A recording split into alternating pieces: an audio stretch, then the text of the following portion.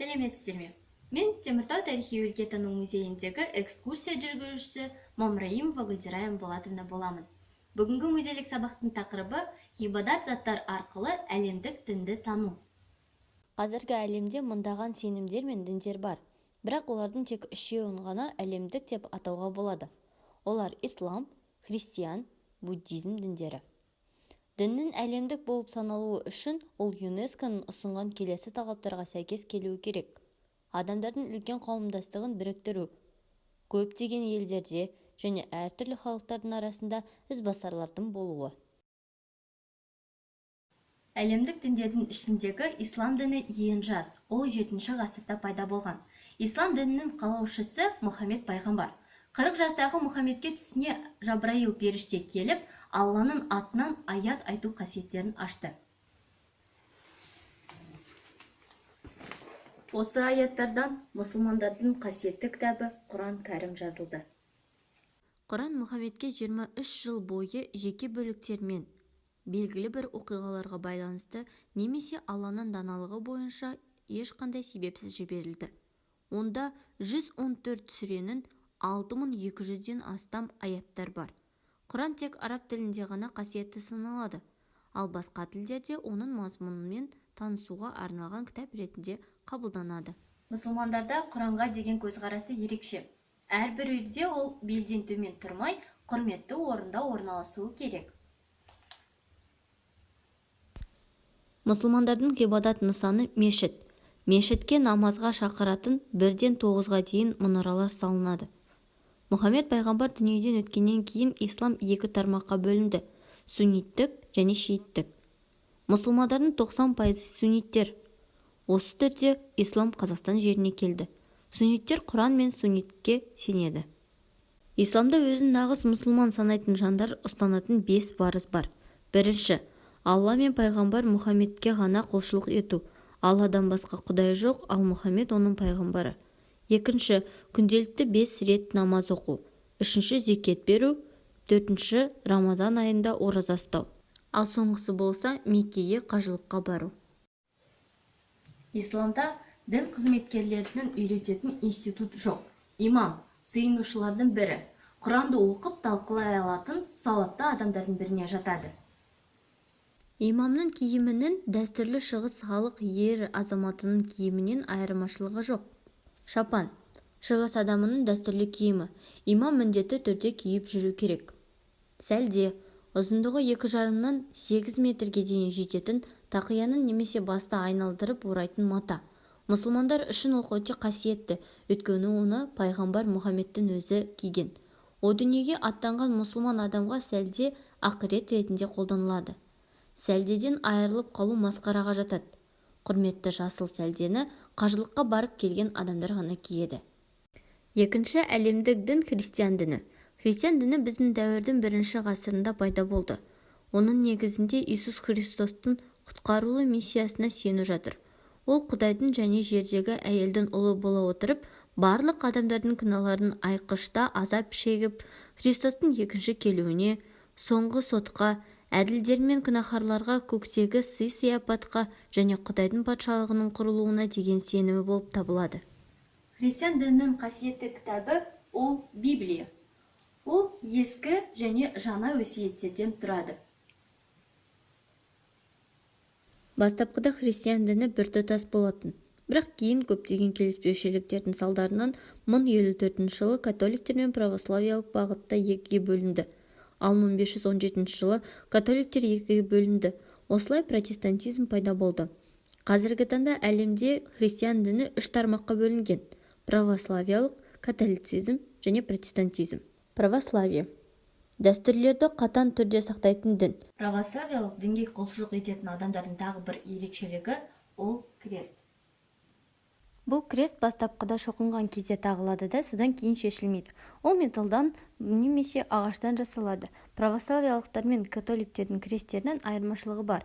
Православиялықтардың крестінде Иисус 4 шегеге керілген, ал католиктерде 3 шегеге керілген. Православиялық храмдарда иконалар ерекше орын алады. Иконалар Құдайдың қасиетті бейнесі немесе шіркеулік библиялық бір оқиғаларды бейнелейді. Иконалар ерекше ережеге сай жазылады. православиялық христиандар иконаға материалдық құнды зат ретінде табынбайды. Олар иконадағы бейнеге табынады.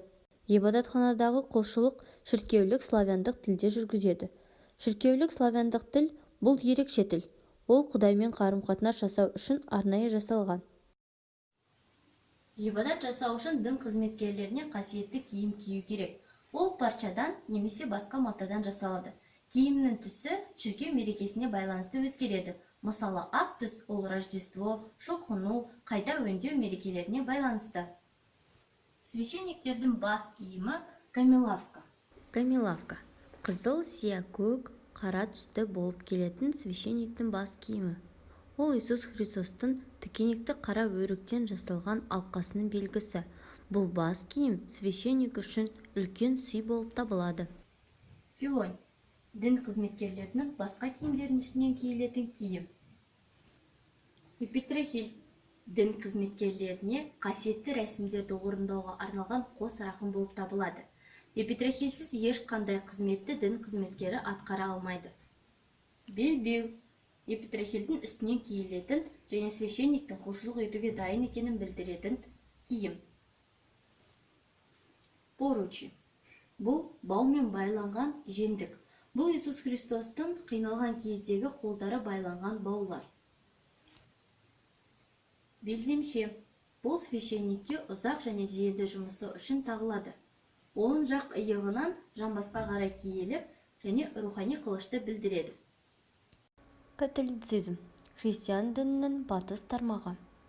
Католиктердің шіркеуінде қатаң түрде діни қызметінің иерархиялық ұйымы жұмыс істейді. Оның орталығы Ватикан қаласы, басшысы Папа Римский. 2013 жылдан бастап католиктердің мешітінің басшысы болып Франциск қызмет етеді. Католиктік шіркеулерде иконалар жоқ. Онда көркем суреттер, витраждар және мүсіндер ерекше орын алады. Иисустың Құдай ананың мүсіндері, әсіресе Дева Марияның мүсініне сыйынады. Бір кездері ол киелі рухтан туылды және ол жан тәнімен көкке көтеріледі деген догма қабылданды. Құлшылық кезінде музыкалық аспаптар орган ойнайды. Католиктердің басты кітабы Библия. Оларға көп жылдар бойы Библияны оқуға, қолына алуға тыйым салынған болатын. Оны тек священниктер ғана оқуға рұқсат берілді. Библиядан басқа катехизис деп аталатын кітап та бар. Бұл негізгі ережелер бойынша сұрақтар мен жауаптар кітабы. Католик діни қызметкерлерінің киімдері сутана және манталеттадан тұрады. Сутана – католик дінбасыларының сыртқы ұзын киімдері. Манталетта – женсіз желбегей жоғары дәрежелі дін қызметкерлерінің киімінің элементі. Протестантизм – христиан дініндегі бағыттардың бірі. Католиктер шіркеуі 1517 жылы екіге бөлінді. Осы күні дін қызметкері Мартин Лютер Виттенберг шіркеуінің есігіне өзінің әйгілі 95 тезисін іледі. Бұл тезистерде ол Рим католик шіркеуіне қарсылығын білдірді. Қарсылықтың себебі Рим папасының ақша үшін кез келген күнәні кешіру индульгенция құқығы болды. Протестантизмде бірыңғай орталық жоқ. Сондықтан да қазіргі таңда оларда көптеген секталар, шіркеулер, ағымдар бар. Мысалы, евангелдік христиан-баптистер, апостолдық оқу бойынша евангелдік христиандар, 7-ші күннің адвентистері. Қазіргі таңда әлемде 300-ден астам протестанттық ағымдар бар. Барлық протестанттық ағымдардың басты кітабы Библия болып саналады. Әр адам киелі жазбаны оқып түсіндіруге құқылы. Протестанттар Құдаймен қарым-қатынас жасау кезінде араларына адам салмайды. Сондықтан да олар дін қызметкерлерінің күнәсін айтып тәубеге келу деген жоқ.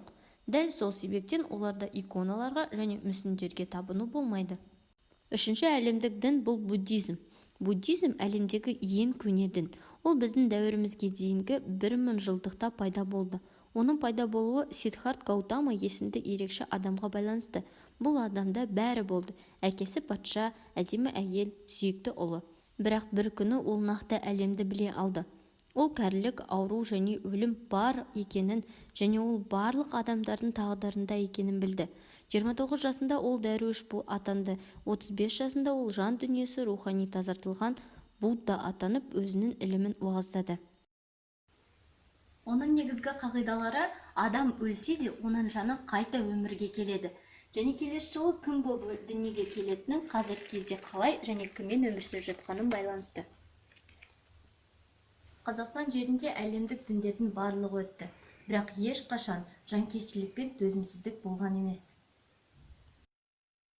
Көп ұлтты, көп конфессиялық Қазақстан халқы әр кезде бір-біріне сыйластық, толеранттылық танытып, өзара қолдау көрсетіп отырады.